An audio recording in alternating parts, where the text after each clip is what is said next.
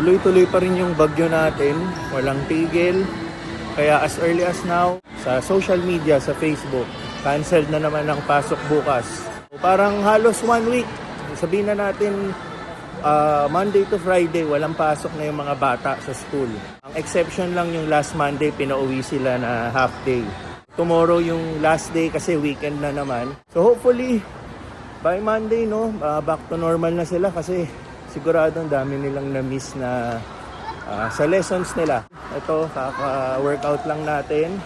Kaninang umaga na asikaso na ni na Ate Atrici ang ating mga kailangan sa Ready Heat Go dahil bukas is luto day ni Chef Ed. So kahit naman bumabagyo, tuloy-tuloy pa rin yung ating Ready Heat Go. So may delivery tayo sa Sunday. So hopefully by Sunday, wala na tayong bagyo. So yung bagyong ito si Emong pa rin.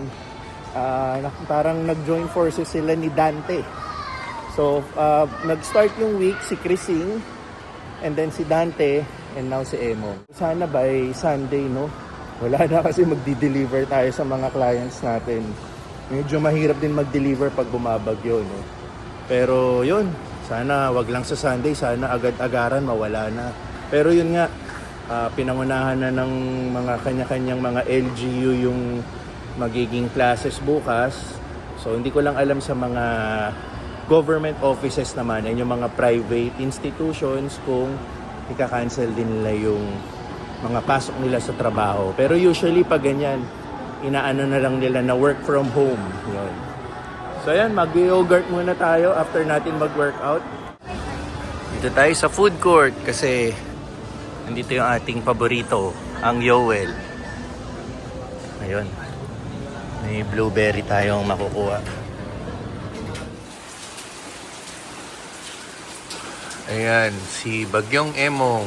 Malapit na mag-landfall sa may bandang Pangasinan. According sa news. So oras natin, 11:45 ng gabi. Gising pa to. Kasi nag-declare na walang pasok. Ayan, nakiusap kung pwede magpuyat. Pinayagan natin. Minsan-minsan lang eh. Sleep ka na in a while, ha? Ayan. 1 linggo na silang walang pasok. Para lang silang nag-semestral break.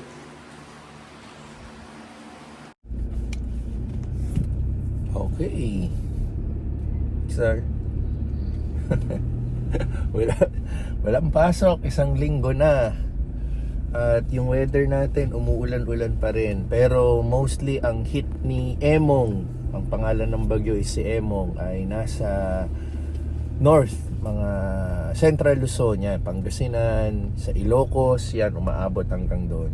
Pero dito, panay pa rin ang ulan dahil may halong habagat.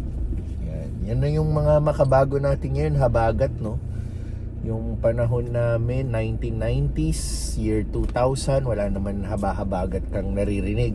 Kasi kahit may habagat, may pasok pa rin. Nagbe-base kami sa signal number 1. Alam ko, naalala ko, kahit signal number 1 nga, may pasok pa rin eh. Depende sa lakas ng or discretion ng LGU. Pero pag signal number 2, 3, or even 4, yan, sure ball, canceled agad. Tapos nagka-cancel din sila ng klase kung kailan nasa eskwela ka na. O kaya umagang-umaga makikinig ka sa radyo, doon nila i-announce sa radyo, mag-aabang ka kung may pasok o wala. Tapos ang aga mo gumising, nakabihis ka na.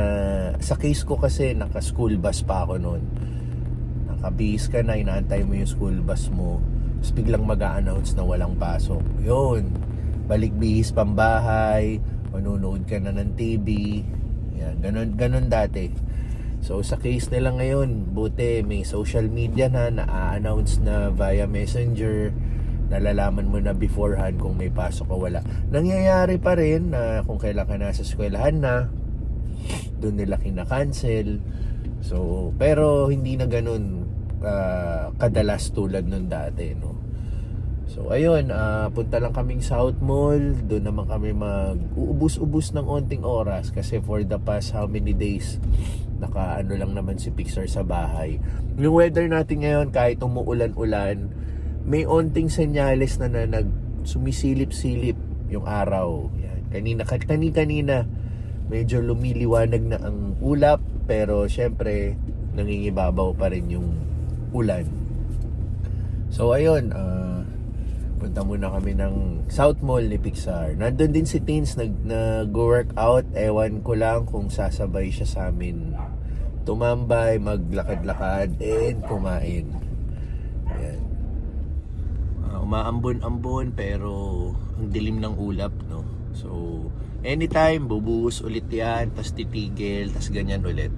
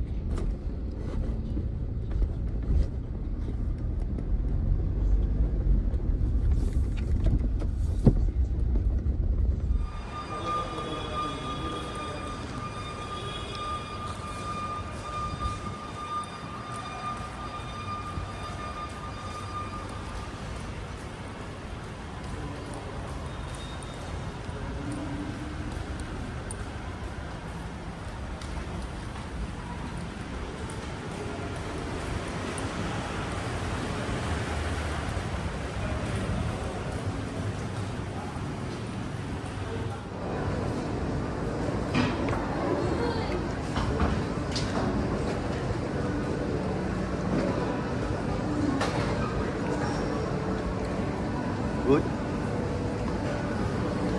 Finish it, ah. Balik ulit sa bahay. On and off ang ulan. Yan. Ito, talagang ini-enjoy ang kanyang gadget. Dahil walang pasok. Tapos weekend pa.